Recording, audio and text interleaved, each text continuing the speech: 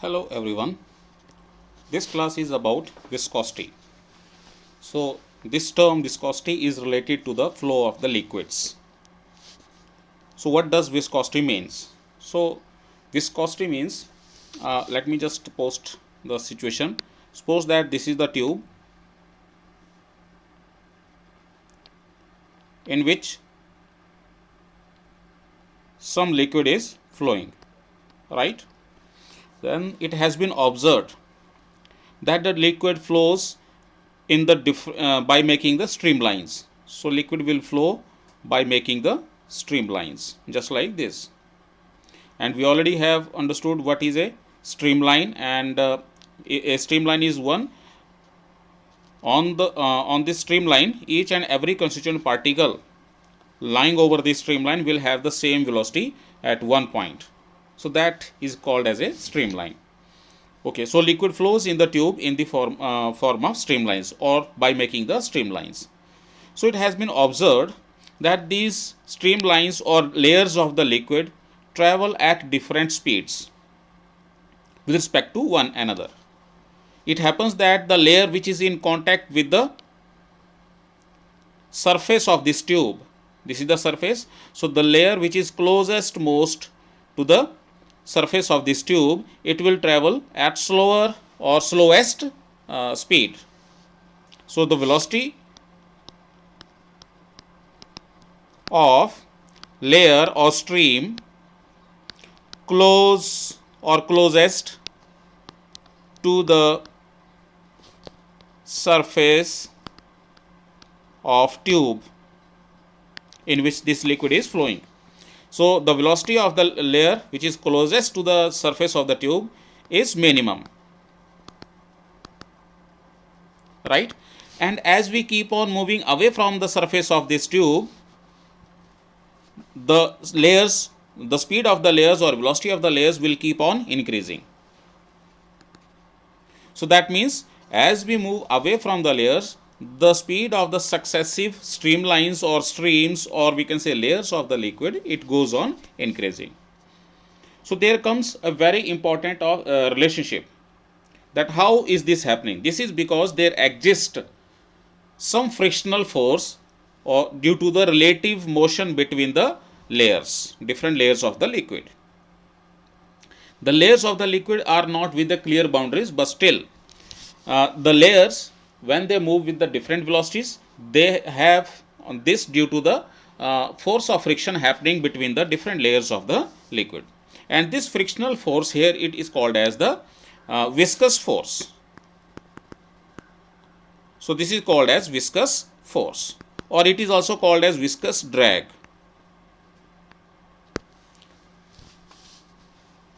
So due to this viscous drag, there comes opposing force between different layers of the liquid, and due to which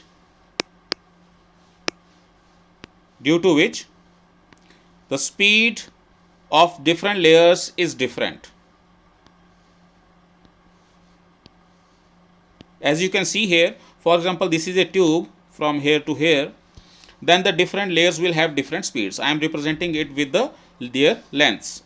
The layer which is closest most to the we can say surface of the tube, it will move at the slowest velocity, with the slowest velocity, and layer which is next to it, it will have some frictional force with the earlier one, and therefore its velocity will be comparatively higher. However, you can say that if frictional force is of opposing nature, then how the velocity of these layers is higher? You can consider it to be in opposite direction. So the layer which is moving at the center of this tube, it will have the highest velocity, and the successive layers, as we move towards the surface, the velocity goes on decreasing. So V1, it will be more than V2, it will be more than V3, where V3 is the velocity of the layer closest to the surface, and V1 is the layer which is moving at a farthest point from the tube.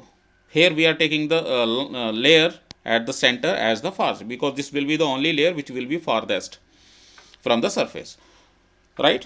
So this difference in the velocities relate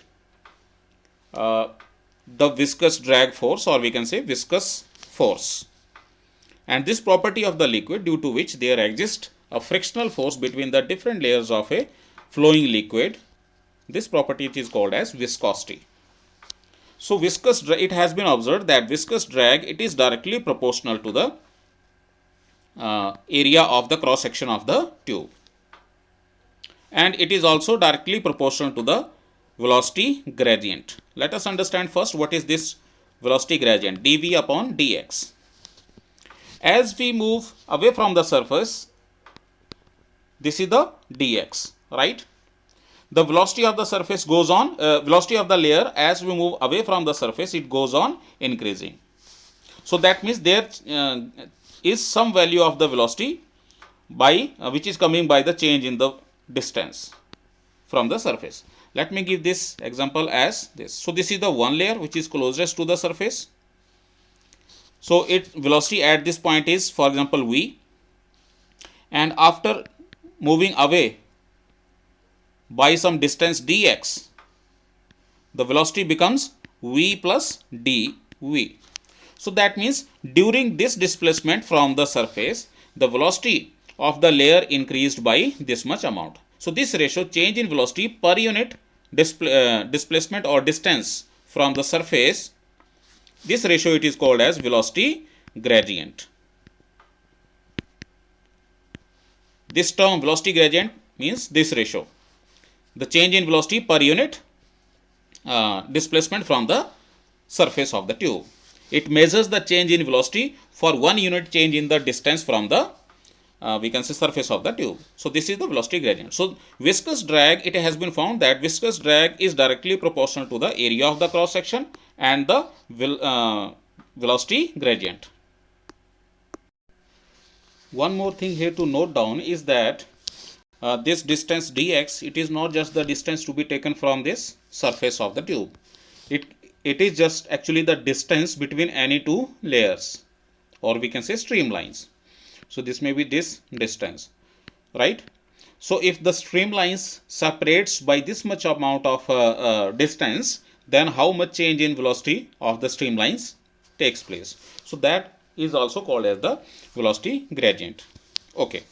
So when this proportionality is converted into an equation that with this opposing viscous drag force, or we can say the force of viscosity, this comes equal to minus a, or let me just write here it a constant, minus eta into a into dv upon dx. Here eta, it is nothing but the coefficient of viscosity. It measures the viscous drag of 1 unit. So we will find the definition as well as formula and the unit of this, the coefficient of viscosity, which we are representing it by eta. And we are also looking at this negative sign. What this negative sign means, that viscous drag will always be acting opposite to the flow of the liquid. The flow of liquid is governed by this velocity. All other terms are constant for one particular type of the liquid. So here it comes that viscous drag, it will always act opposite to the flow of the liquid. So that because it is the opposing. So that's why we put a minus sign here. So this is the formula to calculate the viscous drag, or we can say viscous force acting between the layers of the liquids. So it will depend upon this property, which we are going to define now, and it will also depend upon the area of cross section of the tube. It will also depend upon the velocity gradient. Higher the velocity gradient means, for small change in distance between the layers, the velocity changes by a large amount. So this is how we understand the viscous drag and the viscosity. Once again, viscosity is the property of the fluids, or especially here we are talking about the liquids, due to which there exists an opposing force between the layers of the liquid. Okay. So now from this formula of viscous drag, which is written as minus eta into a into dv upon dx, we can calculate this eta. This is called as coefficient of viscosity.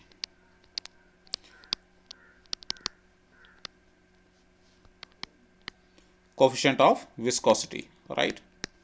So what is this coefficient of viscosity turns into? Except eta, all other terms are taken to the other side. So it is the viscous drag per unit, with a minus sign here of course, per unit area of cross section dV upon dx. Now we can understand and define what coefficient of viscosity means. This is the term related with the viscous nature of the liquid. So it is defined as the viscous drag per unit area of cross section per unit velocity gradient. So this is how we understand and define the coefficient of viscosity. So coefficient of viscosity is defined as viscous drag or viscous force acting between layers of the liquid or streamlines of the liquid per unit area of cross section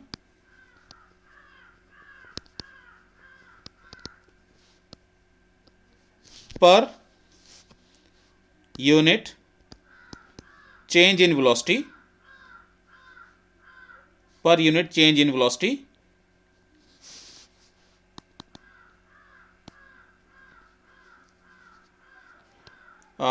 with respect to separation between layers, or you can also call it per unit simply velocity gradient.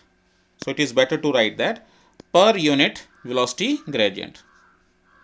Total velocity gradient, we are calculating the coefficient of viscosity, or we can say viscous drag, for 1 unit of velocity gradient, per unit velocity gradient. So this is how we define the coefficient of viscosity. More is the coefficient of viscosity, more is the viscous drag for the liquid. Here this area, it is also called as area of cross section or area of contact between the layers. More is the area of contact between the layers, more will be the viscous drag force. So this is the one of the difference between the friction force between the solids and the frictional force between the liquids, as we are discussing here.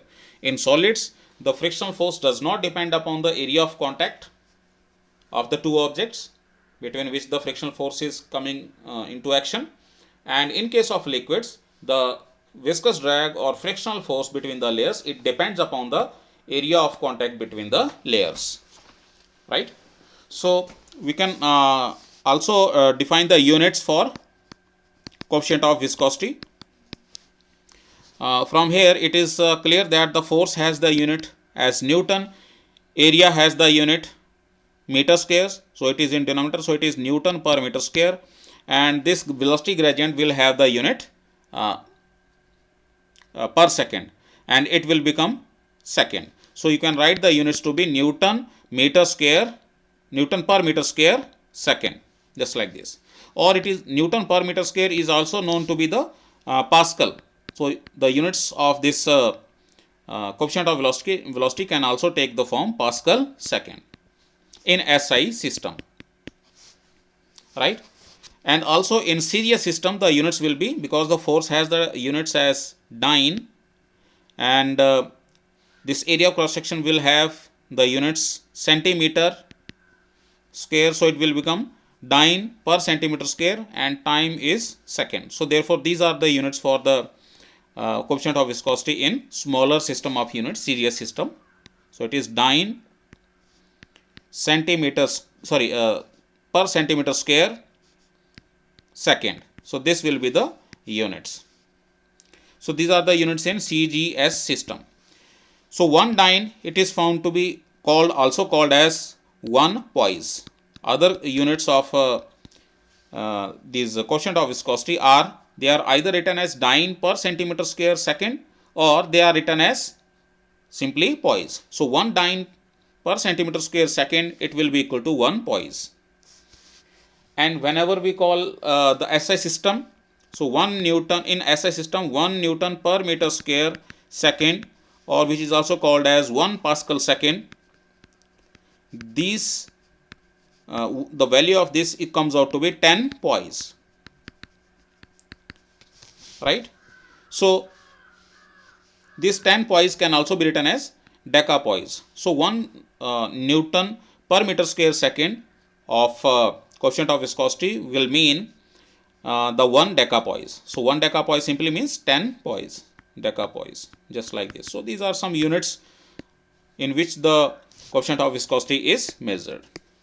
And if we talk about the dimensions of this coefficient of viscosity can be calculated by writing the dimensions of force, dimensions of area, dimensions of velocity gradient, and the dimensions for the coefficient of viscosity. It comes out to be m l minus 1 t minus 1. So these will remain the dimensions for the coefficient of viscosity. Effect of temperature. How the temperature of the liquid will affect the coefficient of viscosity or viscous nature of the liquid. Effect of temperature on coefficient of viscosity. So it has been found that the coefficient of viscosity, it is inversely proportional to the square root of the temperature. So it simply means higher the temperature, lower will be the coefficient of viscosity. Means the viscous drag force between the layers or the frictional force between the layers of the liquid, it decreases with increase in the temperature. So this is how the temperature affects the coefficient of viscosity or viscous drag force between the different layers of the gases and liquids.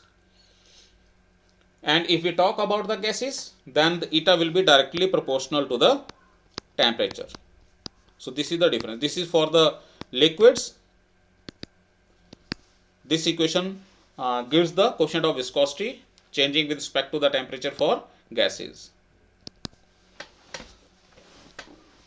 There are some applications of the viscosity, just like viscous.